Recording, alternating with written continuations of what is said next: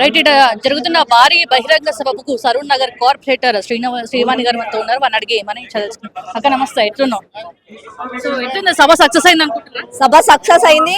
ఈ సభని చూసిన తర్వాత ధర్మాన్ని రక్షించుకోవాలి. ధర్మం రక్షించుకుంటేనే మనకి భవిష్యత్తు, ధర్మం రక్షించుకుంటేనే మన దేశం సురక్షితంగా ఉంటదని చెప్పి భాగ్యనగరం అందరూ కూడా రావడం, పార్టీలకు అతీతంగా రావడం అన్నది చూస్తుంటే అరే నా భారతదేశాన్ని ఎవ్వరు కూడా ముట్టుకోలేరు, నా భారతదేశం పైన ఎవరు కూడా కుట్ర చేయలేరు అన్న ఒక నమ్మకము, ధైర్యం వచ్చింది.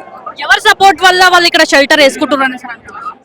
ఇది చాలా విషయాలండి. ఈ రోజు మనకి మన భారతదేశం అన్నది ప్రపంచ వ్యాప్తంగా కూడా పెద్ద బార్డర్ ఉన్న దేశం. ఇక్కడికి ఇన్ఫిల్ట్రేషన్స్ అన్నిటినీ కూడా కామన్ గా జరుగుతున్నాయి.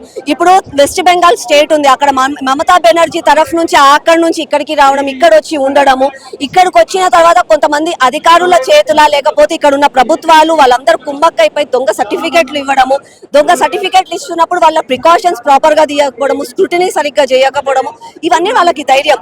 దానికి తోడు రీసెంట్ గా రేవంత్ రెడ్డి గారు చెప్పినట్టుగా కాంగ్రెస్ ఏతో ముస్లిమే, ముస్లిం ఏతో కాంగ్రెసే, ఇట్లాంటి అన్ని రెచ్చగొట్టే మాటలు, అక్బరుద్దీన్ ఊ అంటే 15 నిమిషాలు అని చెప్పి మాట్లాడటము. అరే మా భారతదేశంలో పోతే భారతదేశాన్ని కాపాడుకునే వాళ్ళ కంటే భారతదేశానికి వ్యతిరేకంగా ఉన్న వాళ్ళు కూడా బతికే ఉన్నారు, అట్లాంటి వాళ్ళు మా వెనకాల ఉన్నారు అన్న పిచ్చి నమ్మకంతో కొంతమంది వస్తున్నారు. ఈ సభను చూసే ఒక్కొక్కరు వాళ్ళంతలా వాళ్ళు మేము తరిమి కొట్ట అవసరం లేదు, వాళ్ళంతలా వాళ్ళు మూటాముల్లా సర్దుకొని పోతారు. కాకపోతే బీజేపీ మతతత్వ పార్టీ, అది సెక్యులర్ పార్టీ అనే నినాదం కూడా వినిపిస్తుంది. దానికి బీజేపీ మతతత్వ పార్టీ. మేము ఒకటి అడుగుతున్నా, గత 12 సంవత్సరాల నుంచి బీజేపీ అధికారంలో ఉంది. ఏ మస్జిద్ మీదకెళ్ళి మేము లౌడ్ స్పీకర్లను బీకేసాము? ఎవరిని ముస్లింలని మేము రంజాన్ చేయొద్దని చెప్పాము? ఏ మస్జిద్ లో వెళ్ళి వీళ్ళు 5 సార్లు నమాజ్ చేయకుండా ఉన్నారు? ఏ ముస్లింలు సోదరులు ఏమంటారు హలీం చేయకుండా బట్టీలను మేము ఆపాము? ఏ ఒక్క ముస్లిం కి మేము అన్యాయం చేశాము? మా నరేంద్ర మోదీ గారు ఇచ్చే ఫ్రీ రేషన్ లో ముస్లింలు తీసుకోవద్దు అని మేము చెప్పామా? నరేంద్ర మోదీ గారు నిర్మించిన రోడ్లలో ముస్లింలు తిరగొద్దని మేము చెప్పామా? నరేంద్ర మోదీ గారు ఇచ్చిన వందే భారత్ ట్రైన్లలో ముస్లింలు ఎక్కొద్దని మేము చెప్పామా? నరేంద్ర మోదీ గారు ఇచ్చిన ఎంఎస్ఎంఈ లోన్లలో ముస్లింలకు ఇవ్వమని మేము చెప్పామా? మొహం చూసి బొట్టు పెట్టే రకం ఈ సెక్యులర్ అని చెప్పుకునేటోళ్ళది. ప్రతి ఒక్కరు మేమే, సబ్కా సాత్ సబ్కా వికాస్ అన్నది మా నినాదం. మేమున్నాము కాబట్టే ఈ రోజు దేశం బాగుంది, ధర్మం బాగుంది, ప్రపంచం కూడా బాగుంది. అదే ఈ కాంగ్రెస్ లాంటి కుహానా వాదులు వచ్చారనుకోండి, సేమ్ మనది కూడా బంగ్లాదేశ్, ఇరాక్ లాగా అయిపోతుంది. సో ముఖ్యంగా మన హిందూ ఆలయాల పైన చాలా దాడులు జరుగుతున్నాయి, అమ్మవారిని తీసుకెళ్లిపోవడం ఇవన్నీ తరచుగా జరుగుతున్నాయి. దాన్ని ఎట్లా చూస్తున్నారు? పిచ్చోళ్ళు ఇందాక మీరు అన్నారు కదా, ఈ రోహింగ్యాలు ఇట్లాంటి వాళ్ళు వచ్చి ఏం చేస్తారు అని అంటే పిచ్చోళ్ళ రూపంలో హ్యూమన్ రైట్స్ ని వాడుకుంటారు. గుడిని ధ్వంసం చేస్తాడు, అడిగితే నేను పిచ్చోడు కాబట్టి హ్యూమన్ రైట్స్ వచ్చేస్తుంది. మళ్ళా యూనివర్సిటీలలో కొంతమంది భారత్ తేరే తుకడే కడేంగి అని అంటాడు. వాడిని అడిగామనుకో ఫ్రీడమ్ ఆఫ్ స్పీచ్ అని అంటాడు. అంటే వాడికి స్వాతంత్రం ఉంది అని వాడు మాట్లాడుకుంటాడు. డెమోక్రసీని వాళ్ళు అలా వాడుకొని తప్పులు ఉద్యమాలు సృష్టిస్తారు. వాళ్ళు ఉద్యమాలు సృష్టించడానికి కారణం ఏంది? రాహుల్ గాంధీ వాళ్ళు బయట నుంచి ఫండింగ్లు తెచ్చి వాళ్ళకి ఇస్తారు. It's a big thing. అందరూ రోహింగ్యాలు వచ్చారు ఏమైతుంది, అరే మనకున్న ఇంత పెద్ద భూమిలో 4-5 ఆడిడ బతుకుతారు గుడిసెలేసుకొని అని అనుకుంటారు. కానీ చాలా ఉన్నాయి. ఈ రోజు బాలాపూర్ చుట్టుపక్కల రోహింగ్యాలు ఉన్నారు. వాళ్ళు అల్లం ఎల్లిగడ్డ, జింజర్ గార్లిక్ పేస్ట్ చేస్తున్నారు. అందులో ఒక కెమికల్ కలుపుతారు. కెమికల్ కలిపితే మగవాళ్ళకి సంతానం కలగకుండా, అంటే వాళ్ళ సంతానం వాళ్ళు పెంచుకోవాలి, హిందూ సమాజం ఎక్కడికక్కడ ఆగిపోవాలి అన్న కుట్రలు కూడా వాళ్ళు చేస్తున్నారు. పాలకోవా అని చెప్పి రోడ్ల మీద దొరుకుతుంది. 10 రూపాయలకి వాడు బన్నులో కోవా పెడతాడు. 10 రూపాయలకి నిజంగా కోవా ఎలా వస్తుందండి? అర్ధ లీటర్ పాల ప్యాకెట్ 25 రూపాయలు. నీకు కోవా ఎట్లా వస్తుంది? లాజికల్ గా ఆలోచించాల్సిందే కదా. అది కూడా డూప్లికేటే, అందులో కూడా కెమికల్స్.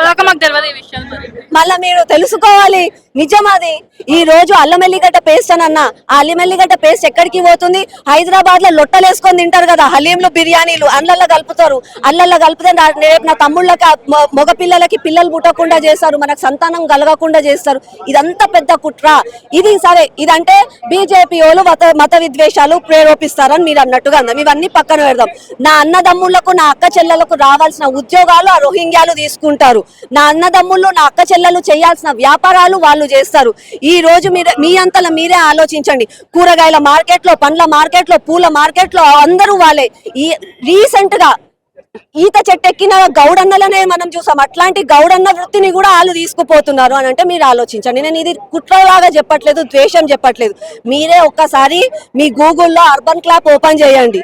మసాజ్లకని పిలవండి ఆలే, కటింగ్లకని పిలవండి ఆలే, మోరీ రిపేర్ అని చెప్పి పిలవండి ఆలే, వాషింగ్ మిషన్ రిపేర్లకు ఆలే, ఏమంటారు ఏసీ రిపేరింగ్ ఆలే, టీవీ రిపేరింగ్ ఆలే, బైక్ రిపేరింగ్ ఆలే, కార్ రిపేరింగ్ ఆలే. ఎందుకు మాకు చేత కాకనా, మేము పనులు చేయకనా, మాకు వృత్తి రాకనా, ఎందుకు వాళ్ళు ఉన్నారు?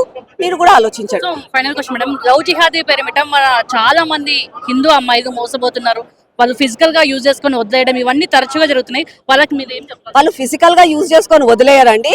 వాళ్ళు మమ్మల్ని, మా అమ్మాయిలను తీసుకుపోతారు, వాళ్ళ మతం మారుస్తారు, వాళ్ళు ఒక మిషన్ లాగా పిల్లల్ని కనడానికి వాళ్ళను వాడుకుంటారు. ఆ విషయం మా అమ్మాయిలు కూడా నేర్చుకోవాలి. పొద్దున లేసి మేము చెప్పడమే కాదు, తల్లిదండ్రులు బాధపడుతున్నారు, అమ్మాయిలు కూడా మేలుకోవాలి. మా అన్నదమ్ముళ్ళు భగత్ సింగ్ వీరోత్వం ఉన్న వాళ్ళు, అంత పెద్ద శౌర్యం ఉన్న భగత్ సింగ్లు, ధైర్యవంతులు ఉన్నారు మన దాంట్లో, మన సమాజంలో. వీళ్ళని వదిలేసా పిరికినా కొడుకులను ఎందుకండి పట్టుకోవడం? మా వాళ్ళు లేరా? హ్యాండ్సమ్ బాయ్స్ ఉన్నారు మా దగ్గర. మా అక్క చెల్ల రమ్మనండి, ఎంత మంచిగా ఉన్నారు. ఒక్కొక్కరికి శివాజీ అంత శౌర్యం ఉంది మా వాళ్ళల్లో.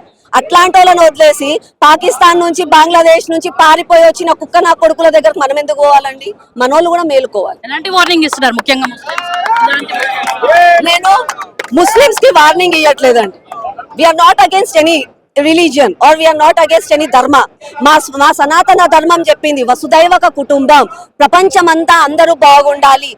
మా సనాతన ధర్మం గొప్పతనం ఏంటంటే, నించున్న భూమిని మొక్కుతాము, పైనున్న ఆకాశాన్ని, సూర్యుడిని, చంద్రుడిని, చెట్టుని, పుట్టని, గుట్టని అన్నిటిని పూజ చేసే వ్యక్తిత్వం మాది. అట్లాంటి వాళ్ళ మేము ఏ రోజు ముస్లిమ్స్ కి అగేన్స్ట్ కాదు. కానీ విద్రోహులు ఉంటారు, ఉగ్రవాదులు ఉంటారు, కొంతమంది తప్పుడు ఆలోచనలతోటి మా మధ్యలోనే ఉండి మమ్మల్ని డిస్టర్బ్ చేయాలి, ఉద్యమాలు చేయాలి, రెచ్చగొట్టాలని చూస్తారు. అట్లాంటి వాళ్ళకి మేము వ్యతిరేకం. అట్లాంటి వాళ్ళని పట్టుకుంటాము, తరిమి కొడతాం. ఈ సభ ఆరంభం మాత్రమే అనేసి అంటున్నారు. మరి ఈ సభ తోటి కొంతమంది ఇక్కడ నుంచి వెళ్ళిపోయే ఛాన్సెస్ మనకు అనిపిస్తున్నాయి. లేదండి, సభ ఆరంభం అని ఎందుకు అంటున్నామంటే, ఈ సభ ప్రతి ఒక్కరికి జాగృతం చేయడానికి ఒక సభ. ధర్మ రక్షణ అంటే కేవలం పొద్దున లేసి పూజ చేయాలి, బొట్టు పెట్టుకోవాలి, అది కాదు మా ధర్మం. మా ధర్మం ప్రజలందరూ బాగుండాలి, ప్రకృతి బాగుండాలి, ప్రకృతిలో ఉన్న ప్రతి ఒక్క జీవిని గౌరవించాలి అన్నది మా ధర్మం. ఆ ధర్మాన్ని మేము ఈ రోజు చెప్తున్నాము. పార్టీలకు అతీతంగా అందరూ వచ్చారు, అందరూ కలిసి రేపు ఇళ్లలోకి వెళ్తారు, చుట్టుపక్కల అబ్జర్వ్ చేస్తారు, ఎవరన్నా తప్పుడు వాళ్ళు ఉంటే పోలీస్ కంప్లైంట్లు ఇస్తారు. దాంతో పాటుగా 20,000 డాటా మా దగ్గర ఉంది. హోమ్ మినిస్ట్రీ, స్టేట్ హోమ్ మినిస్ట్రీకి వెళ్తాం, తర్వాత దేశానికి మళ్ళీ హెడ్ హోమ్ మినిస్ట్రీకి, యూనియన్ హోమ్ మినిస్ట్రీకి వెళ్తాం, వాళ్ళని తరిమి కొడతాం. ముఖ్యంగా సభకు గవర్నమెంట్ పర్మిషన్ ఇవ్వలే, హైకోర్టు నుంచి పర్మిషన్ తీసుకోవడం జరిగింది. దాన్ని మా ధర్మ జాగృతి ధర్మం అండి ఇది. మా సభ, దానికి పర్మిషన్లు మాకు అవసరం లేదు. ఇన్ఫర్మేషన్ ఇవ్వడం మాత్రమే మా బాధ్యత. మేము ధర్మం చేసుకుంటాము, మేము పూజలు చేసుకుంటాము, మేము గణేష మండపాలు పెట్టుకుంటాము. మీకు బాధ అయితే పోలీసు వాళ్ళకి వచ్చి సెక్యూరిటీ అయ్యి, మేము ఇన్ఫర్మేషనే ఇస్తాం, పర్మిషన్ మేము తీసుకోము. ఇది మా దేశం, మా ధర్మం. ఖచ్చితంగా ఆ ధర్మం కోసం పోరాడతామని అయితే వాళ్ళు వ్యక్తం చేస్తారు. సో ఏదైతే ఈ రోహింగ్యాలను తిరిగి పంపించేదాకా మా పోరాటం మాత్రం ఆగదనేసి అయితే వాళ్ళు వ్యక్తం చేస్తున్నారు.